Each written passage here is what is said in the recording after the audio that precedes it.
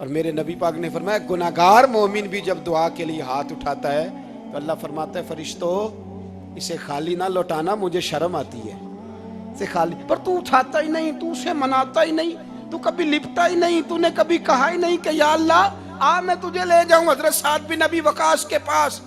قادسیہ کی جنگ ہو رہی تھی، کافر بلا رہا تھا آؤ اگر کوئی ہے تو آؤ آؤ مقابلے میں۔ حضرت سعد بن ابی وقاص نے گھوڑے دوڑا دیے، دشت تو دشت ہیں صحرا بھی نہ چھوڑے ہم نے، بحر ظلمات میں دوڑا دیے گھوڑے ہم نے۔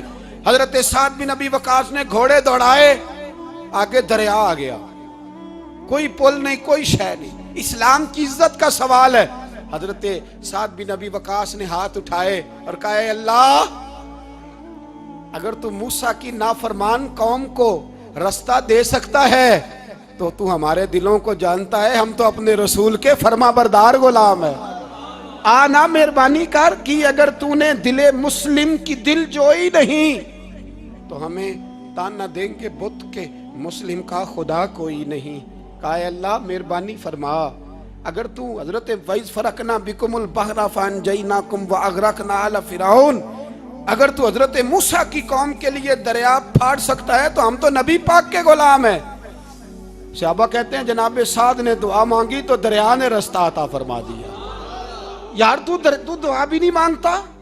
حضور نے فرمایا دعا صلاح المومن، دعا مومن کا ہتھیار ہے، تو نے یہ بھی چھوڑ دیا ہے۔ اب تو باتیں کر کے تبصرے کر کے ٹی وی دیکھ کے اپنی رائے قائم کر کے کمنٹس کر کے سو جاتا ہے، یہ بھی سوتا خشک ہو گیا، تو دعا تک نہیں مانگتا۔ فرماتے ہیں دعا مانگی تو دریا نے رستہ دیا، اور جب اس کنارے نکلے تو حضرت سعد کہنے لگے کسی کی کوئی شے تو نہیں رہ گئی دریا میں، کوئی چیز تو نہیں رہ گئی۔ ایک صحابی کہنے لگے پیالہ رہ گیا ہے، تو حضرت سعد فرمانے لگے او دریا ہمارا پیالہ واپس نہیں کر دیتا؟ تو کہتے ہیں کہ لہر آئی تو پیالہ بھی باہر پھینک گئی۔ او بھائی ہم اسی رسول کا کلمہ پڑھتے ہیں جن کا حضرت سعد بن ابی وقاص نے کلمہ پڑھا تھا، اور کسی جگہ میرے نبی پاک نے نہیں فرمایا اللہ صحابی کی سنے گا بعد میں آنے والوں کی نہیں سنے گا، کسی جگہ نہیں کہا۔ پر تو کشکولے دعا بھی نہیں اٹھاتا، مصیبت میں بھی اب یاد خدا ہم کو نہیں آتی، دعا منہ سے نہ نکلی جیبوں سے عرضیاں نکلی، تو یہ کام بھی نہیں کرتا۔ میرا دل کرتا تھا چلو اور کچھ نہ ہو مسجدوں میں اجتماعی دعا ہی ہو جائے، پر اس طرف بھی توجہ نہیں، وہاں بھی کہتے ہیں مولوی صاحب جلدی کرو گھر جانا ہے، اتنی لمبی دعا، اور کمنٹس کر رہے ہیں لوگ کہتے ہیں آپ اپنے گھر کی سوچیں۔ میرے بھائی دعا، صلاح الدین ایوبی فلسطین کی جنگ لڑ رہے تھے، خبر آئی کہ عیسائیوں کا ایک بحری بیڑا بحری جہاز اسلحہ لے کے آ رہا ہے، نیزے ہیں تلواریں ہیں تیر ہیں۔ صلاح الدین ایک بزرگ تھے ان سے ملے تو کہنے لگے بابا جی آپ بھی دعا کرو۔ میں بھی دعا کرتا ہوں، مسلمانوں کے پاس پہلے اسلحہ نہیں، عیسائیوں نے اور منگا لیا ہے، کہیں ایسا نہ ہو مسلمانوں کے خلاف اتنا اسلحہ استعمال ہو۔ یہ بات کہی، بابا جی کو دعا کا کہا، خود مسجد اقصیٰ میں ساری رات روتے رہے۔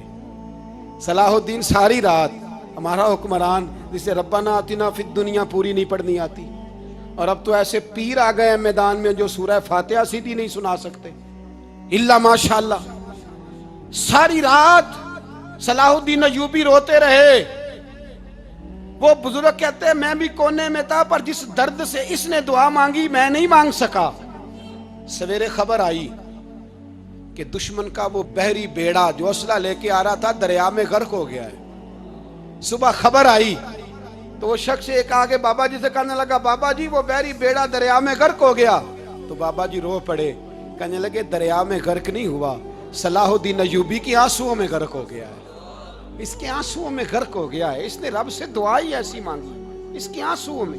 تو دعا بھی نہیں مانگتا میرے بھائی مسلمانوں کے لیے، تو دعا بھی نہیں مانگتا۔ امام حسین میدان کربلا میں تھے، ایک راوی کہتا ہے 3 دن پانی بند رہا ہے، روٹی بند رہی ہے، پر قرآن پاک کی تلاوت 1 منٹ کے لیے بھی بند نہیں ہوئی، دعا اور التجا 1 منٹ کے لیے بھی بند۔ حسین کے خیمے سے یہ آواز بار بار آتی رہی یا اللہ استقامت بھی دے اور صبر بھی عطا فرما۔ دعا کا رستہ بند، تلاوت بند نہیں ہوئی، اللہ کی بارگاہ میں سجدے بند نہیں ہوئے، تو چھوڑ گیا، تو دعا تک نہیں مانگتا۔ دعا تو انقلاب برپا کر دیتی ہے، دعا تو حالات بدل دیتی ہے، دعا تو تبدیلی لے آتی ہے. کوئی بیٹھا ہوا مجھے دور دعا دیتا ہے, بس دعا دیتا, فقط دعا دیتا ہے. کوئی بیٹھا ہوا مجھے دور دعا دیتا ہے, میں ڈوبتا ہوں پر سمندر اچھال دیتا ہے. وہ بھائی تو دعا بھی چھوڑ گیا. پہلی بات آپ کی خدمت میں یہ ہے کہ جاگیں, مسلمان بنیں. دوسرا کچھ نہیں کر سکتے تو دعا تو کر سکتے ہیں نا. دعا کا رستہ اپنائیں. اور پھر میرے نبی پاک علیہ السلام نے 2 باتیں فرمائیں, کان کھول کے سن لینا. 2 باتیں. حضور نے فرمایا ایک وقت آئے گا کہ میری امت کے خلاف کافر ایک دوسرے کو آوازیں دیں گے, آؤ مسلمانوں کو ماریں, آؤ مسلمانوں. تو صحابہ نے کہا یا رسول اللہ کیوں, ہم تھوڑے ہو جائیں گے؟ فرمایا نہیں, تم بہت زیادہ ہوں گے. 56 اسلامی ملک ہیں دنیا میں. کتنے بول کے بتانا ہے. اتنا سا برما ہے, کسی غیر مسلم کا کتا مر جائے تو یہ چیخ پڑتے ہیں. اور یہاں کہتی ہے اقوام متحدہ کہ جی وہ ہمیں داخل نہیں ہونے دے رہے. تو بند کرو پھر سلامتی کونسل, تحلیل کر دو, اقوام متحدہ ختم کرو. اگر تمہاری کو سنتا نہیں تو بنائی کیا ہے؟ صرف مسلمانوں کو پریشرائز کرنے کے لیے. اور ہمارے مسلمان بھیک مانگتے پھرتے ہیں, کہتا ہے کہا ہے ہم نے اقوام متحدہ سے. اب تم اپنے لیے کافر سے بھیک مانگو گے, کافر سے بھیک مانگو گے. میرے عزیز نبی پاک علیہ الصلوۃ والسلام نے فرمایا کافر ایک دوسرے کو بلائیں گے مسلمانوں کو مارے. یا رسول اللہ ہم تھوڑے ہوں گے. فرمایا بہت زیادہ ہوں گے. تو حضور کیا ہوگا؟ فرمایا تمہیں وہن ہو جائے گا. یا رسول اللہ وہ کیا ہے؟ فرمایا دنیا سے پیار ہو جائے گا, مرنے کو دل نہیں کرے گا. دنیا سے اور مرنے کو. اس وقت سمجھ لینا کافر تم پہ حاوی ہے. میں اپنا اندازہ کروں, آپ اپنا کریں. مجھے دولت سے کتنا پیار ہے اور آپ کو کتنا پیار ہے. جھاگ کے سنیں یہ لفظ رسول پاک کے صلی اللہ علیہ. حضور نے فرمایا جب تجھے دنیا سے پیار ہو جائے, دولت سے پیار ہو جائے, اقتدار سے پیار ہو جائے, اور جب تجھے موت بری لگنے لگے, تیرا مرنے کو دل نہ کرے, پھر کافر تیرے اوپر چڑھ آئے گا. آج دولت ہی تو رہ گئی ہے, باقی بچا کیا ہے؟ میں اکثر کہتا ہوں شادیاں نہیں ہوتی, تجارتیں ہوتی ہیں. لڑکی والے کہتے ہیں کہ لڑکا زیور کتنا ڈالے گا, لڑکے والے کہتے ہیں لڑکی جہیز کتنا لائے گی. تجارت, ہر جگہ دولت, ہر جگہ پیسہ, ہر جگہ سرمایہ. جہاں جس معاشرے میں تلاوت بکے, نعت بکے, تقریر بکے, اس سے زیادہ اور تباہی کا معاملہ کیا ہوگا؟ میرے عزیز میرے رسول پاک علیہ الصلوۃ والسلام کے صحابہ کے قریب دنیا داری آ سکی نہیں آئی. حضرت ابو بکر صدیق نے پانی مانگا تو لوگوں نے دودھ دیا, فرمایا پیچھے کرو. ابو بکر نے نعمتیں چھوڑ دیے. اب ابو بکر وہ والا کام کرتا ہے جو رسول پاک نے کیا ہے. فرمایا نہ دودھ شاید پیش نہ کرو, جو مانگتا ہوں بس وہ دو. حضرت ابو بکر صدیق نے بڑے مالدار تھے. حضرت عمر فاروق رضی اللہ تعالیٰ عنہ کے پاس صحابہ کرام جمع ہو کے آئے. کون سا ایسا شخص ہے جس کی تنخواہ میں اضافہ ہو جائے؟ تو لوگ کہتے ہیں نہیں مجھے نہیں چاہیے. پر ہم نے وہ لوگ دیکھے ہیں. حاجی صادق صاحب کو مسجد والوں نے کہا 1000 روپیہ تنخواہ بڑھانی ہے, تو حاج صاحب کہنے لگے میرا بڑا سونا گزارا ہوں ہے, مینوں نہیں بڑے نے. حضرت سیدنا عمر فاروق رضی اللہ تو صحابہ اکٹھے ہو کے گئے. کہنے لگے عمر حضور کے زمانے میں بظاہر غربت رہی, جناب صدیق اکبر کے زمانے میں غربت, اب تو بڑی ریل پیل ہے, بحرین سے لاکھوں کا مال آتا ہے, آپ کو بڑے بڑے سفیر ملنے آتے ہیں, پر آپ وہی پرانا کرتا اور وہی طامت جو کئی جگہ سے سی آپ نے کئی جگہ سے پھٹی. اور حضرت عمر ایک دن عید کی نماز پڑھانے گئے تھے تو ننگے پیر ہی چلے گئے. لوگوں نے کہا جوتا, فرمایا ٹوٹ گیا تھا یار, پہننے کے قابل نہیں تھا. فرمایا ننگے پیر آ گئے ہو, لوگ کیا کہیں گے؟ فرمایا چھوڑو, عمر کے پاؤں ننگے ہیں لیکن عمر کے کردار میں تو کوئی شک نہیں نا, پیر ہی ننگے ہیں نا, کیا ہوا؟ چھوڑو اس بات کو.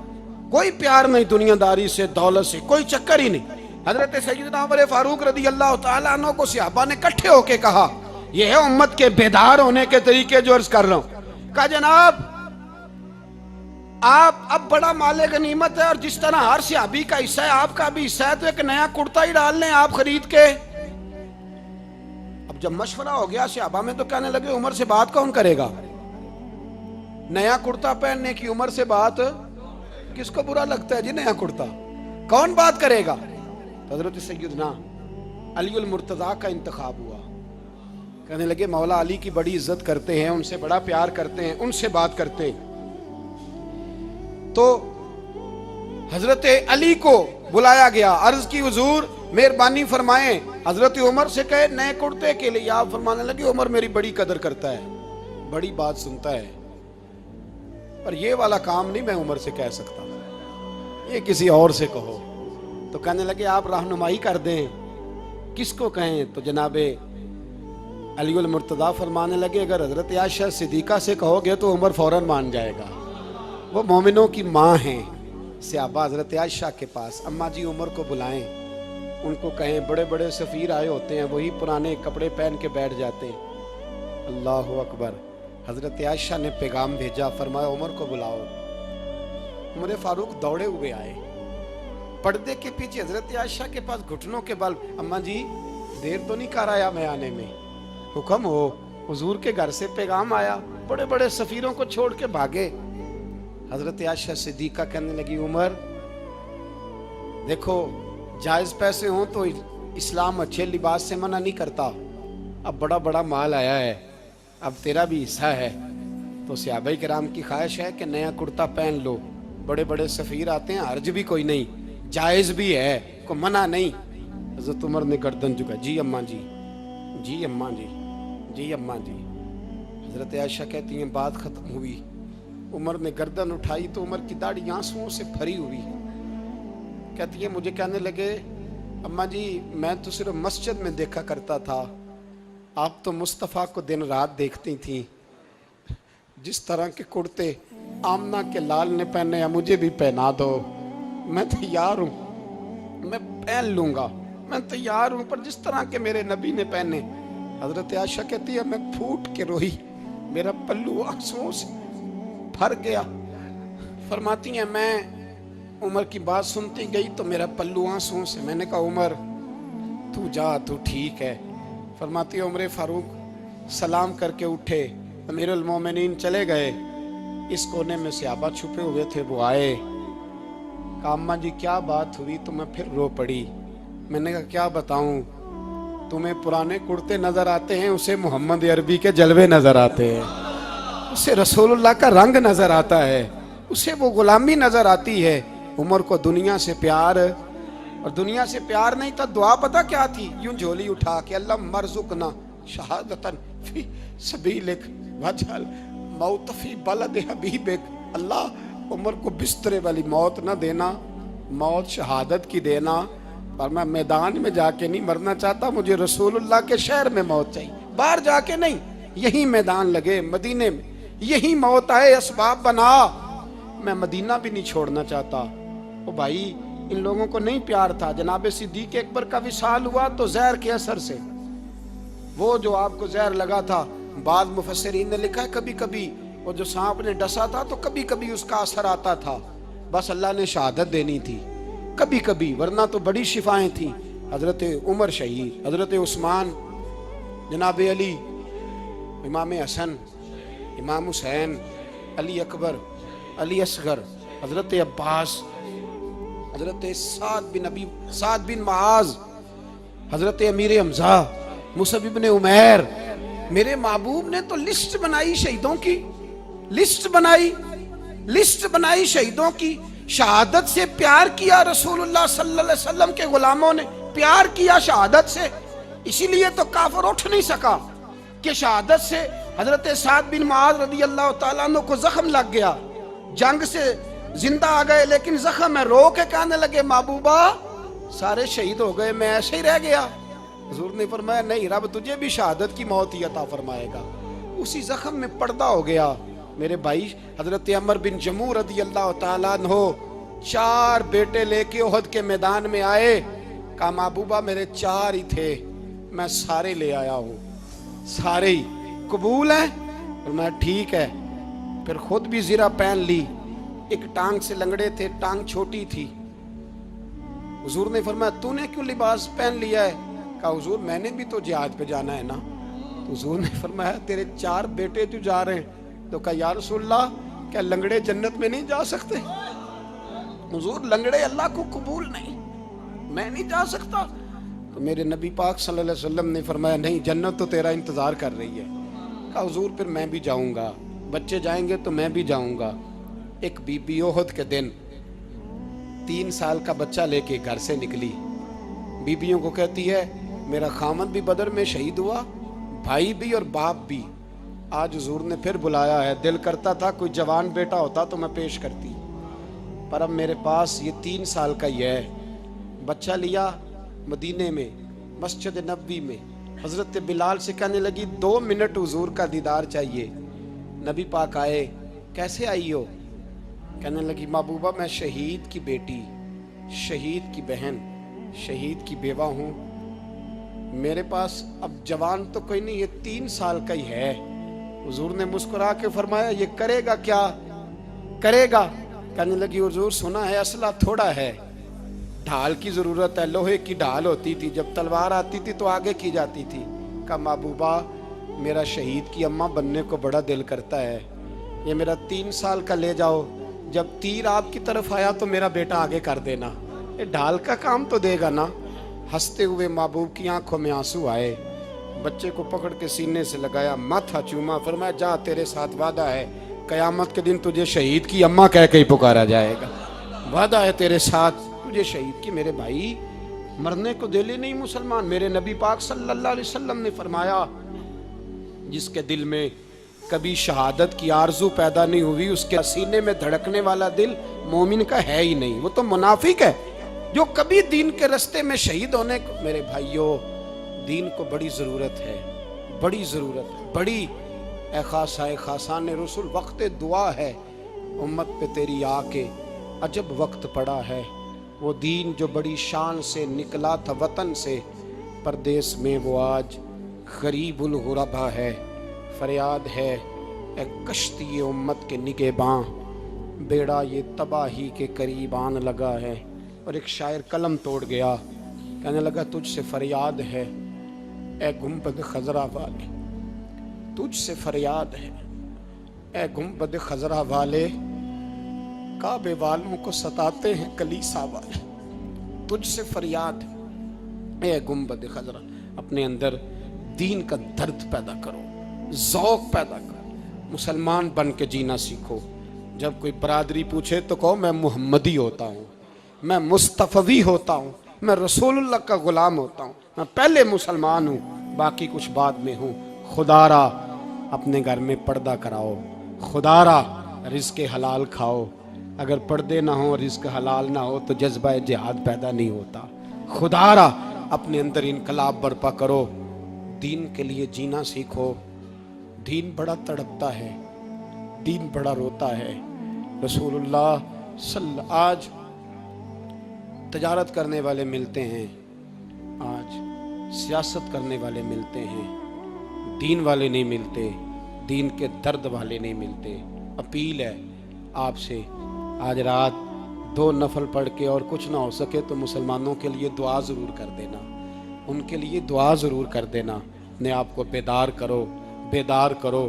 بھئی ہم تو آج تک اس لیے ڈر رہے ہیں کہ ہمارا چہرہ ہی نبی پاک جیسا نہیں بن سکا، تو داڑھی رکھنے میں بھی ہم ڈرتے ہیں، نمازی بننے، مسجد آباد کرنے میں، مسلمان کہلانے میں بھی تک خوف ہے۔ تو بتلاؤ نا اس سے آگے بات کب چلے گی؟ جہاد کی بات تو بڑی آگے جا کے ہے۔ بدل جاؤ، رسول اللہ کا غلام بن کے جینا سیکھو، نبی پاک صلی اللہ علیہ وسلم کی غلامی کا پٹا اپنے گلے میں ڈالو۔ یہی امام حسین کی سوچ ہے، یہی امام علی مقام کا پیغام ہے، اس کو کبھی فراموش نہ کرنا۔ امام حسین ہمیں بتا گئے سارا کچھ لٹ جائے پر دین کے اندر کوئی نقص واقعہ نہ ہونے پائے، کوئی شرابی، کوئی بے ایمان، کوئی لٹیرا کبھی اس کے سپورٹر نہ بننا۔ ہمیشہ وہ کسی شاعر نے کہا تھا ہم سے نہ رقم ہوں گے قصیدے یزید کے، کسی نے کہا کسی ظالم نے میری سپورٹ کر، میری بات کر، تو اس نے کہا ہم سے نہ رقم ہوں گے قصیدے یزید کے، کیونکہ ہم لوگ تو حسین کے سیرت نگار ہیں، ہم لوگ تو حسین کے سیرت نگار ہیں۔ یہ محرم کے جو دن ہے یہ انقلاب کے دن ہے، رونے پیٹنے کے نہیں، انقلاب کے دن، جذبوں کی بیداری کے دن، ظلم کی آنکھوں میں آنکھیں ڈالنے کا جذبہ پیدا کرنے کے دن۔ اس کو اسی رنگ میں لو۔ اے خالق کائنات، اپنے محبوب کی امت پہ رحم فرما اور اپنے فضل سے ہمیں دلوں میں جذبہ جہاد اور شوق شہادت عطا فرما. آخر دعوانا ان الحمد. 2 منٹ کے